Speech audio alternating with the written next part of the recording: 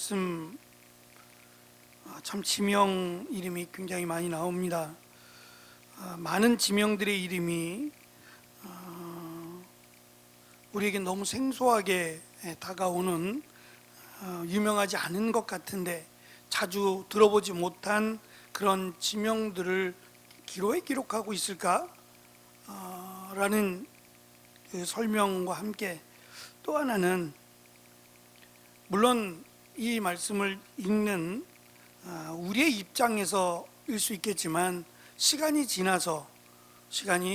한참 지나서 이 민수기에 있는 말씀 또는 신명기나 또 민수기 뒤에 있는 이 좀 더 세부적인 내용들이 나오는 그곳을 읽을 때에 과연 이스라엘 백성들이 지금 이렇게 마지막 적과 꿀이 흐르는 땅을 들어가기 바로 앞서서 이 다닌 여러 곳을 지금 마치 몰아서 가듯이 이 지형들을 기억할까?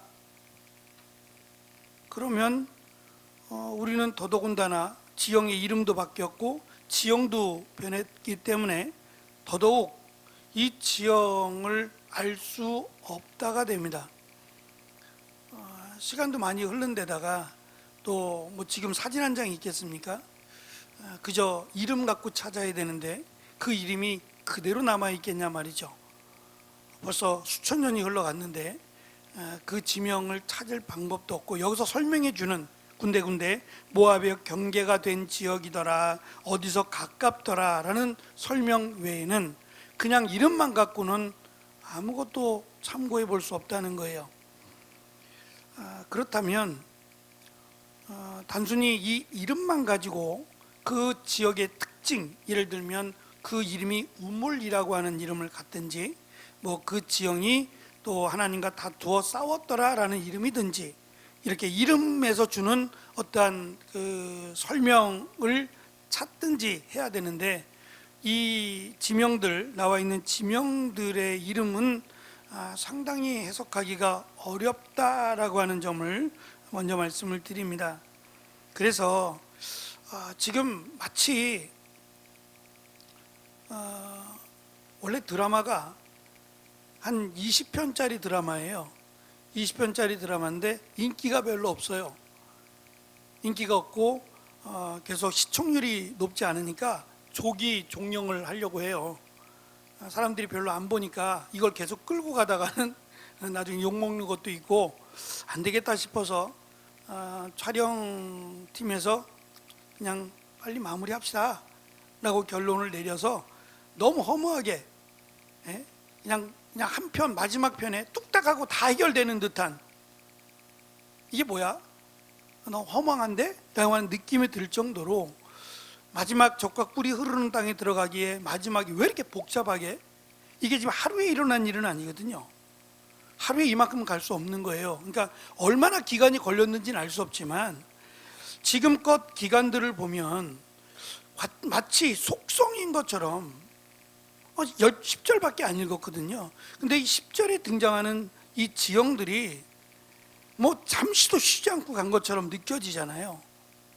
그래서 이 지금 우리 10절밖에 안 되는 내용이지만 이 많은 지형들, 어쨌든 이스라엘 백성들이 거기를 갔으니까 지금 설명을 잠깐씩이라도 하고 있는 건데 이 많은 지명의 이름들을 통해서 어떠한 역사적 정보, 이 지형에 대한 정보나 또는 특징을 설명하고 있지 않아요. 여기서 무슨 일이 일어났는지 아무런 설명이 없거든요. 그러니까 그것이 목적이 아니다. 이 지형이 어디냐 찾아보자, 이게 목적이 아니라 오히려 이스라엘 백성들이 지금 약속의 땅, 지금 약속의 땅이 모압 그 주변인데 거기서부터 돌아서 내려왔단 말입니다. 어디까지 가냐면 사해바다를 밑으로 해서 홍해바다 쪽까지 내려왔단 말입니다. 그래서 이스라엘 백성들이 출애굽을 시작한 지 얼마 안 됐을 그 지형까지도 가게 됐다 그랬어요. 근데 지금 다시 올라가서 내려온 게 언젠데 다시 올라가서, 그렇잖아요. 내려가는 게 목적이 아니었다는 거죠. 어차피 올라갈 갈 건데 왜 홍해바다 있는 데까지 내려왔냐 이거죠. 설명이 없어요. 그리고 다시 마치 찍고 올라가듯이 애굽 이스라엘 백성들이 애굽 출애굽하면서 왔던 그 땅을 지금 찍고 다시 젖과 꿀이 흐르는 땅을 향해서 가고 있는 것처럼 그렇게 지금 설명을 하고 있어서 왜 이스라엘 백성들은 이렇게 그 자리를 빙빙 돌고 있는 건데 이렇게 빙빙 돌고 있는 이런 여정을 하고 있느냐라는 어떤 신학적인 메시지를 우리에게 알려주고자 함이라는 것이 목적이라는 거예요. 그래서 지명을 통해서 구체적으로 사진을 보여드리고 그러고 싶지만 어딘지 알 수가 없대요. 학자들도 알 수 없다는데 제가 여기라고 말할 수는 없지요. 그러니까 지형에 대한 설명은 이름으로도 또 지형이 어디에서 얼마나 떨어져 있고 이 지형의 특징이 뭐고 이런 것을 전혀 설명드릴 수 없다, 이런 아쉬움을 갖고 있지만 그럼에도 불구하고 제가 제목을 광야를 헤매는 이유라고 정해봤어요. 하나님께서 지금 이들에게 무언가를 가르쳐주고 싶어서 마치 도는 건데, 홍해바다, 그들이 출발한 지 얼마 안 돼서 도착했던 땅인데 그 홍해길로 인도하셨다가 애굽으로 들어가는 건 아니니까 그 홍해길에서 다시 북쪽을 향해서 올라가는 겁니다. 젖과 꿀이 흐르는 땅에서 다시 올라가는데 이렇게 많은 지형들을 굳이 설명할 이유가 있을까? 보물찾기 하는 것도 아니고 그냥 갔더라, 그리고 특별한 장소 하나씩만 이야기하면 되는데 그 이야기도 없어요. 그러니까 어떤 내용도 아무것도 없는, 그냥 거기를 들렀고 거기를 지나쳤고, 이것을 설명하는 이유가 있을 거라는 거죠. 마지막 4페이지로 보시면 비스가라고 하는 곳에 올랐더라, 산 꼭대기로 번역이 되어 있는데 이 비스가가 산 꼭대기인지 아니면 고대 고원지대였거나 언덕이었는지 또 이게 어디 있는지도 도무지 알 수 없어요. 다만 이 광야라고 해석한, 광야가 내려다 보이는 이라고 해석한 이 광야라고 하는 단어가 보통 광야라고 쓰여지는 일반 단어가 아니라 다른 단어인데 번역을 광야라고 했다는 거예요. 그 단어에 지금 광야로 번역된 이 단어의 뜻이 버려지다, 황폐하다라는 뜻이에요. 그러면 하나님께서 지금 이것 하나만 갖고는 설명할 수는 없지만 지금 홍해길로 내려갔다가 우리가 읽은 10절부터 시작해서 막 여기저기를 다 지금 마치 찍어보고 올라가는 것처럼, 정착도 아니고 얼마나 있었는지도 알 수 없지만 그렇게 올라가는 이 땅들이 혹시 맨 마지막 비스가로 설명되어지는 버려진 땅 또는 쓸모없는 땅과 관련된 것이 아닐까? 그러면 왜 하나님께서 분명히 젖과 꿀이 흐르는 땅을 약속하셨거든요. 근데 젖과 꿀이 흐르는 땅을 보여주시는 게 아니라 오히려 척박하고 도무지 인간이 살 수 없는 땅들만 골라서 지금 보여주셨다면 그 이유가 뭘까라는 점이에요. 그래서 오늘은 그 부분에 대해서 우리가 함께 생각해 보고자 합니다. 1페이지 밑에 단락이요. 노뱀 사건으로 한바탕 소동을 치른 이스라엘은 오봇을 향해서 진군합니다. 어딘지 모릅니다. 그리고 오봇을 떠나 이에 아바림이라고 향했다고 하는데 이곳은 모압의 맞은편 해돋는 광야 쪽이라는 것 외에는 알려진 바가 없습니다. 지금 계속 설명되어진 지명들에 대한 그 내용들이 알 수 없다가 될 거예요. 그 다음 행선지였던 세렛 골짜기와 아르논 강은 이미 좀 알려진 곳이에요. 세렛 골짜기는 오늘날의 엘헤사 강으로 알려진 곳이고 동쪽 사해의 남동쪽 끝으로 흘러가는 강입니다. 그리고 이 아르논 강은 이 사해바다 중간쯤으로 흘러가는 강인데 매우 가파르고 깊은 계곡을 양쪽으로 끼고 있어서 항상 물이 흐르는, 그러니까 헐몬산에서 흐르는 물인데요. 헐몬산에서 흐르는 두 개의 강이 있는데 아나마강, 바르발강이라고 하는 두 강이 있어요. 그래서 엘리사를 찾아왔던 그 군대 장관이 있죠. 나아만. 그 나아만 강이 우리도 강이 있다. 왜냐하면 요단강에 몸을 7번 담그라고 하니까 요단강은 그렇게 깨끗한 물론 군데군데가 다르긴 하겠지만 요단강은 그렇게 좋은 강이 아니에요. 뭐 항상 탁하기도 하고, 그래서 요단강에 가끔씩은 요단강에서 세례를 받는 장면을 이렇게 성지순례를 가는 팀들이 목격을 해요. 굳이 이스라엘에 가서 그것도 요단강에서 예수님이 세례를 받았던 그 자리는 아닐지라도 여기가 그럴 거다라는 거죠. 여기가 예수님이 세례를 받았던 곳일 거야 라고 해서 굳이 거기까지 가서 굳이 요단강에서 세례를 받는 모습을 사진 찍은 것도 있어요. 근데 강물이 안 깨끗해요. 물론 사람들이 거기 들어가 있으니까 지저분해질 수도 있겠다 싶은데 거기서 세례 받으면 뭔가 다를까요? 의미는 있죠. 예수님의 세례를 받으셨던 곳이라고 하는 의미야 있겠지만 굳이 거기다가 그 요단강 물을 떠오시는 분이 있어요. 일주일만 돼도 상할걸요? 지저분해지고 썩을걸요 물이? 그걸 왜 갖고 오죠? 방부제 처리하면 되나? 그 물을 굳이 갖고 와서 이게 요단강 물이라고. 물론 저는 그 가지고 오려고 가져온 건 아니에요. 그 메콩강, 우리 청년들 메콩강에 갔었잖아요. 갔다가 그 돌이 얼마나 날카로운지 혹시 기억이 나는가 모르겠어요. 메콩강에 이렇게 군데군데 튀어나와 있는 돌들이 굉장히 날카로워요. 굉장히 날카로워서 그 돌 하나를 제가 그냥 기념으로 주머니에 넣어놨는데 저도 모르고 이거 원래 빼앗겨요. 걸리기는 건데 어떻게 안 걸렸나 몰라요. 집에 와서 보니까 주머니에 돌이 들어있는 거예요. 옷 정리하다 보니까 돌이 들어와 있더라고요. 그래서 지금 잘 보관하고 있습니다만 근데 그냥 그 정도죠. 메콩강의 돌들이 이렇게 날카롭구나. 그래서 여기 강을 지나치는 사람들은 이 돌에 의해서 배도 파손이 되고 그러겠구나라는 생각은 해요. 뭐 더 이상의 의미는 없고요.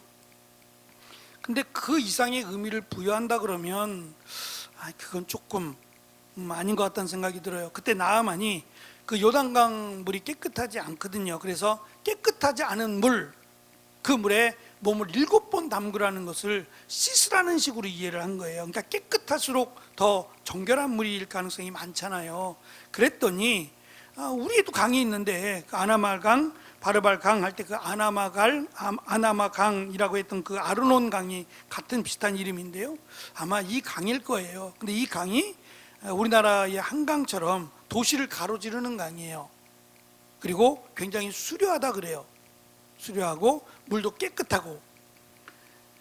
어쨌든 그런 강들이 있는 곳을 지금 계속해서 다니고 있습니다. 뭘 보라고 하시는 건지, 뭘 느끼라고 하는 것인지 분명한 의미는 있겠죠. 왜냐하면 이스라엘 백성들이 지금 여행을 가고 있는 것도 아니고요, 여전히 하나님께서 그들을 인도하신다라는 것을 지금 전제로 보고 있는 거예요. 그렇다면 하나님께서 이렇게 강이나 또 어떤 지역이나 이렇게 인도하실 때에는 우리는 그때 살지도 않았고 정확하게 알기는 참 어렵다는 생각을 해요. 하지만 하나님께서 그들을 이렇게 바쁘게 또 인도하실 때에는 의미가 있겠다라는 생각이 듭니다. 아르논강이 모압의 경계선이라는 점을 강조하기 위해서 여호와의 전쟁기라고 하는 책에서 언급한다는 거예요. 근데 여호와의 전쟁기가 뭔지 몰라요. 일단 성경에는 여호와의 전쟁기에 대한 내용이 없어요. 그러니까 그것만 따로 모아놓은 책에 있다면 말 그대로 전쟁기잖아요. 전쟁에 대한 기록이니까 이 기록들이 전쟁을 했던 장소와 혹시 관련이 있을까?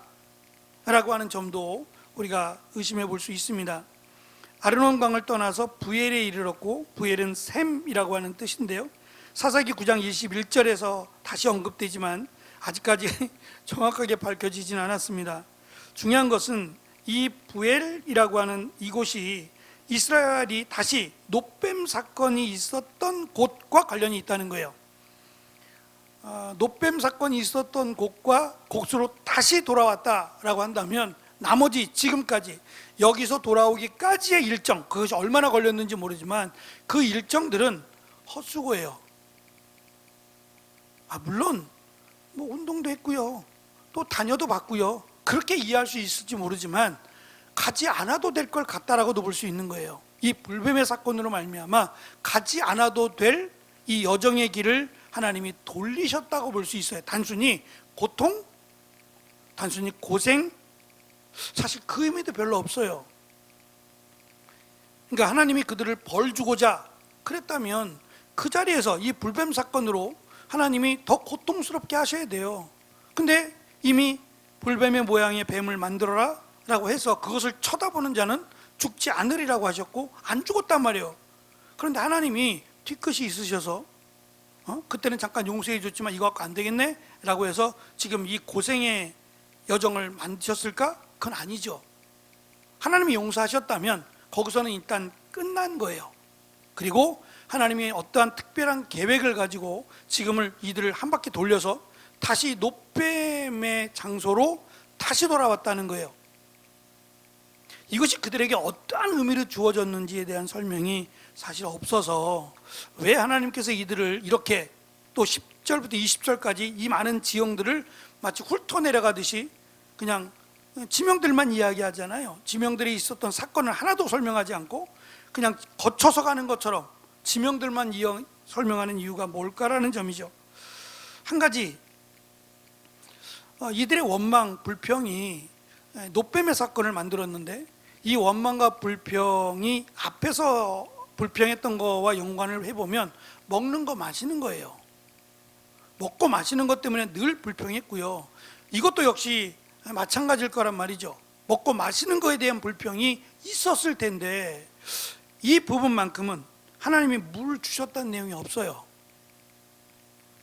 다른 곳에서는 하나님이 물을 주셨거든요.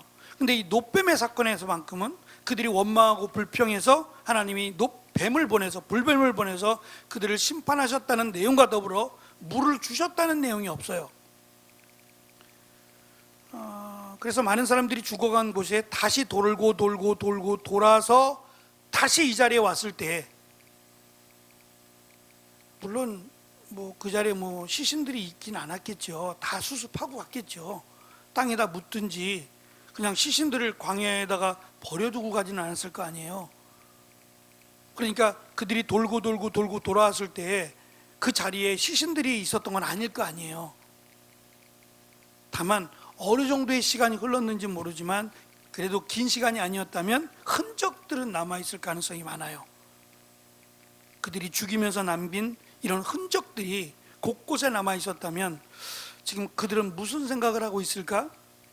또 죽은 사람들을 생각하며 자신들이 그나마 살았다는 것, 그리고 지금 이 길을 돌고 돌아서 다시 원점으로 돌아왔다는 것에 대한 많은 생각들을 가졌을 거라 생각합니다. 다음 행선지로 연결되는 mat단아나 나할리엘이나 바못에 대해서도 알려진 바가 없습니다. 이스라엘은 바못을 떠나 마지막 20절에 있는 비스가 꼭대기에 도착했다고 하는데, 말씀드린 이 지형이 광야로 번역을 했지만 광야가 아닌 쓸모없는 버려진 그런 땅과 관련이 된다면 하나님이 지금 가르치고자 하시는 것은 이 버려진 땅이어야 되고 황폐한 땅이어야 되는 그 땅이 조금만 넘어가면 기름진 땅이 되는 거예요. 말씀드린 강원도밖에 안 되거든요.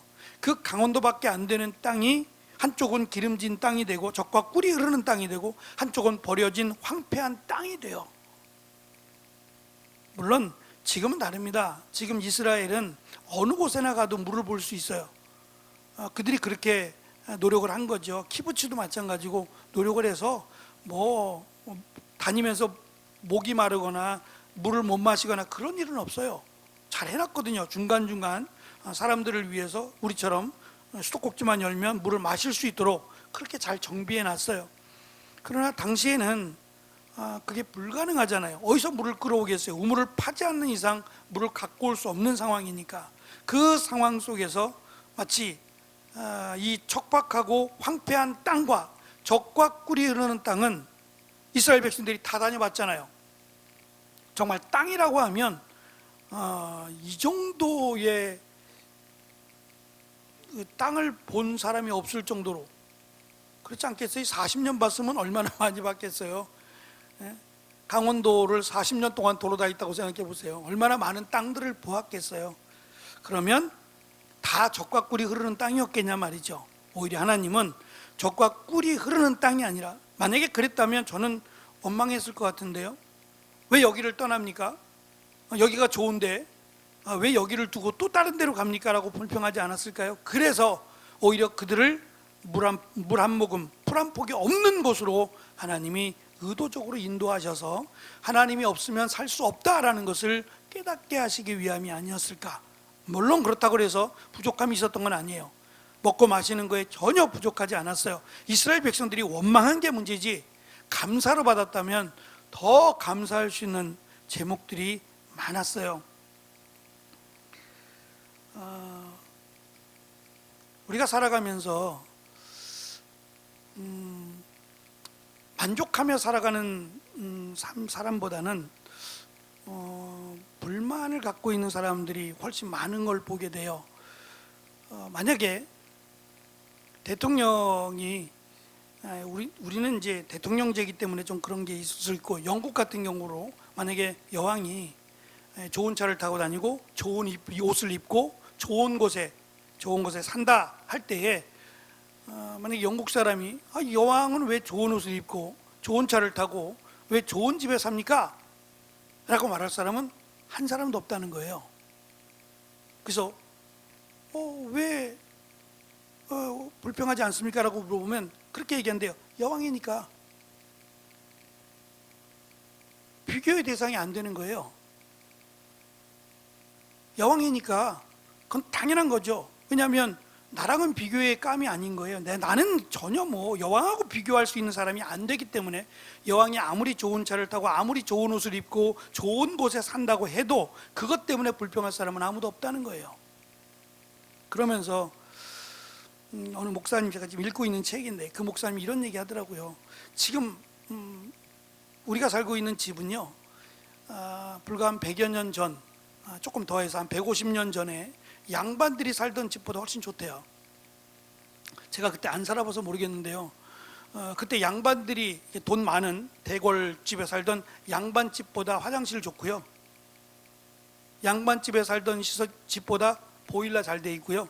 그때랑 비교하면, 그때 아무리 궁궐 같은 벼락부자인 그런 대궐 같은 집에 살고 있는 사람들과 비교했을 때 우리는 훨씬 잘 산다는 거예요. 그때랑 비교해도 우리는 훨씬 잘 살고 있다는 거예요. 보편적으로 말입니다. 근데 왜 불평을 할까? 그거는 한 가지 이유 때문이래요. 비교 때문이래요. 저 사람은 이렇게 살 이유가 없는데, 이 사람은 이렇게 부자가 될 이유가 없는데 라는 생각 때문에 싫은 거예요. 만약에 그만한 자격이 있다면 전혀 비교가 하지 않는데요, 그 사람은 당연히 그런 대우를 받아야지 라고 생각한다는 거죠. 근데 나보다 못하다고 생각하니까, 내가 이 정도인데 왜 나보다 더 좋은 곳에 좋은 대우를 받고, 이런 생각을 하게 된다는 거예요. 결국은 내가 문제라는 거예요. 내 마음가짐이 옛날과 비교해 보면 훨씬 잘 살고 있고 잘 먹고 있고 좋은 곳에 살고 있는 거예요. 그런데 비교를 해보니까 저 사람은 나보다 훨씬 못한데, 공부도 못했고, 근데 왜 나보다 훨씬 더 잘 살지? 라고 하는 것 때문에 사실은 행복하지 않은 거예요. 지금 하나님께서 이스라엘 백성들이 가르치고자 하는, 광야를 헤매게 하는 이유가 있다면 그게 그렇게 안 되나요? 하나님으로부터 보호받고 하나님으로 인해서 살아가고 있는 거에 대한 감사가 그렇게 안 되나요? 우리가 지금껏 읽어오면서 또 앞으로도 성경을 보면서 과연 이들이 하나님 앞에 감사의 찬양을 얼마나 드리고 있는가? 왜 감사하지 않느냐? 자기 마음대로 하고 싶은데 마음대로 못하니까 감사는커녕 불평하는 게 아닌가? 라는 것을 우리는 이스라엘의 여정을 통해서 볼 수 있어야 된다는 거죠. 먼저는 하나님이 나의 하나님이 되셨다는 것에 대해서 우리는 감사할 수 있어야 되고, 내가 하나님을 믿고 그 하나님 앞에 나와 기도하며 하나님을 찬송할 수 있다는 것에 대해서 우리는 감사할 수 있어야 됩니다. 그보다 더 지나친 것을 요구하는 것 자체가 어쩌면 위험할 수 있어요. 하나님은 주지 않기를 원하시는데, 하나님이 일부러 주지 않기를 원하시는데 우리가 달라고 한다면 하나님의 뜻이 아닐 수 있기 때문에 그래요. 저는 광야를 헤매이는 것이 불평이 아니라, 원망이 아니라 은혜라고 여겨져요. 그들에게는 최적화된, 정말 그들을 하나님의 자녀로, 하나님의 백성으로 삼기 위해서 하나님이 일부러 그들을 훈련시키고 있는 것이라면 더 감사해야 되지 않을까? 그런데 자기들 마음대로, 자기들의 뜻대로 안 된다 그래서 그냥 틈만 나면 불평하고 원망하는 이스라엘 백성들이 아닌가 싶습니다. 이스라엘만 그런 게 아니라 우리는 어떤가? 한번 이제 6개월 정도 다 지나가고 있는데요, 2023년 6개월을 지나가면서 과연 나는 하나님 앞에서 조금 더 성숙한 모습을 보이고 있는지, 내가 다른 사람에게 도움을 주고자, 다른 사람의 신앙을 조금 더 세워주고자 노력하고 있는가? 아니면 나도 내가 버거워서, 나도 내가 감당이 안 돼서 여전히 부대끼며 살아가고 있는 건 아닌가? 좀 돌아볼 수 있는 시간이 되었으면 좋겠습니다. 그래서 광야를 헤매이는 이유가 그들이 미워서가 아니라 그들이 하나님을 보게 하기 위한, 하나님을 믿게 하고 하나님께 감사하게 하기 위한 하나님의 여정의 훈련이 아닌가라는 생각을 했습니다. 우리에게 주어진 여러 가지 일들 속에서 하나님이 우리를 사랑하시는 건 분명해요. 예수 그리스도를 우리에게 보내신 것부터가 하나님의 가장 큰 사랑 아닙니까? 그것을 믿고 하나님의 나라에 들어가는 것, 이거 하나만으로도 우리는 가장 큰 은혜와 선물을 받았습니다. 그런데 내 뜻대로 되지 않는다 그래서 원망한다면 광야를 헤매야 될 이유가 있겠다라는 생각을 했어요. 오늘 말씀을 통해서 내가 어느 곳에 있든지 하나님의 은혜에 감사할 수 있고, 그리고 하나님만을 바라보고 기다릴 수 있는 귀한 2023년 남은 6개월의 삶을 살아가는 저와 여러분이 되시기를 축원합니다. 기도하겠습니다.